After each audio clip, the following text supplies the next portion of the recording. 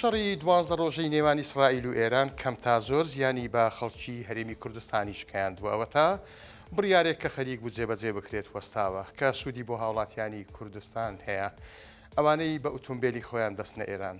شاخەوان بەکر بەڕێوەبەری گومرجی دەواازەی باشماغ بە 1964 وت ڕێکەوتنێکە بۆ لە نێوان هەردوولا بۆ ئەوەی ئەو بڕە پارەکەم بکرێتەوە لەسەر هاوڵاتیانی ئێران و هەرێمی کوردستان لە کاتی هێنانی ئۆتۆمبیلی تایبەتی خۆیان بۆ ناو هەردوو وڵات. بەڵام بەهۆی شەڕەوە کارکردن لەسەر ئەو بابەتە وەستاوە و تیشی باسی بڕە پارەکە نەکراوە کە چەند دیاری ئەکرێت بەڵام ناشتواندرێت سفر بکرێتەوە و هیچ بڕە پارەیەک لە هاوڵاتیان وەرنەگیرێت تەنیا ئەوەیە بڕەکە کەم بکرێتەوە.